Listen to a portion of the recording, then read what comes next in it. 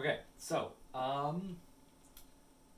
this is Ben, the SI leader, coming to you from Shakopee, Minnesota. I said I would give a video on an explanation of the right-hand rule, and that's what this is. So, first things first, we need to remember what the law of induction tells us about current, right? Because how the heck does the right-hand rule tell us anything important when it comes to current flowing? It tells us that, the law of induction says the following. We got an induced EMF is equal to the negative derivative of magnetic flux through any surface.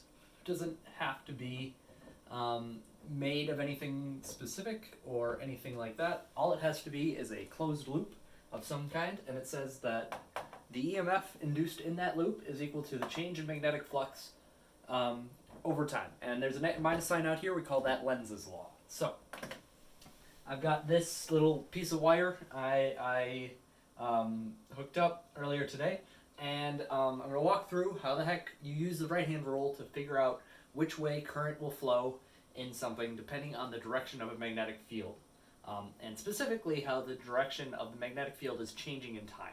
So, imagine we have this B field coming out at us in this plane of the whiteboard. So, it's living perpendicular like this. It's all the field lines are coming out at you like that, and this is the loop that we have. It is a wire, so we can say we want to figure out which way the induced EMF is going in this wire. So if this B field is constant in time, there is no induced EMF unless it's moving through here, going from no magnetic field to having some magnetic field. There won't be any induced EMF. But imagine this B field is changing in time. Say it is decreasing. So we have some vectors that are pointing out of the board like this, and then they're getting shorter and shorter in time.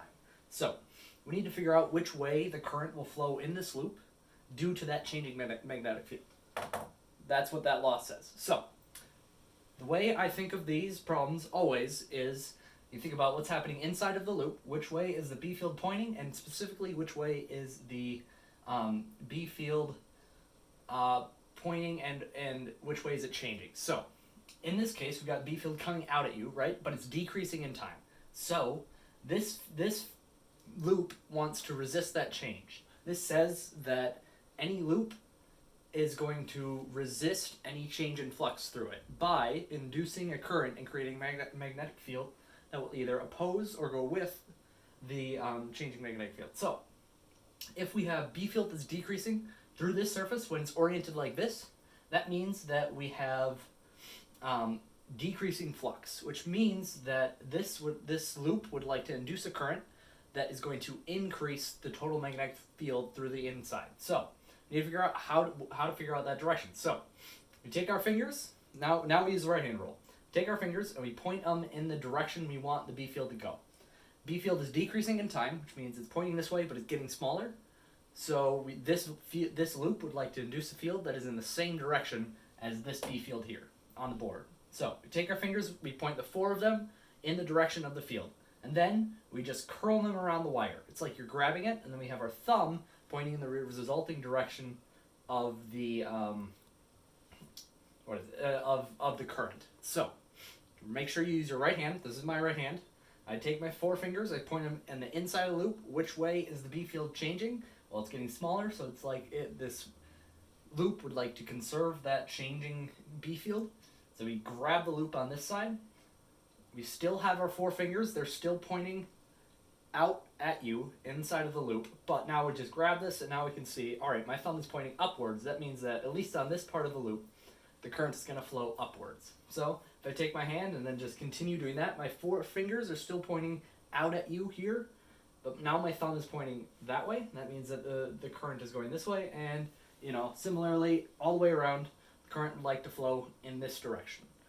So we take our four fingers, point them through the loop, grab the loop, and our thumb points in the direction that the current would like to go. So if we were to change the problem, now instead of saying this B field was decreasing in time, we say it's increasing in time. That's going to change the flux through this loop again. But now the vectors are pointing this way. They're getting bigger. So we want to decrease that direction. We're going to have an induced B field that is opposite to that direction. So we take our 4 fingers and now we do the opposite. Point them into the board here because we want to oppose the changing B field. Grab the side. We have our thumb pointing downwards. Now we have a different induced EMF here. Well, it'd be the same magnitude but different direction. So I hope that makes a little bit of sense. If that doesn't make any more sense, please tell me. I'll do more of these videos talking about different orientations and stuff like that. Okay.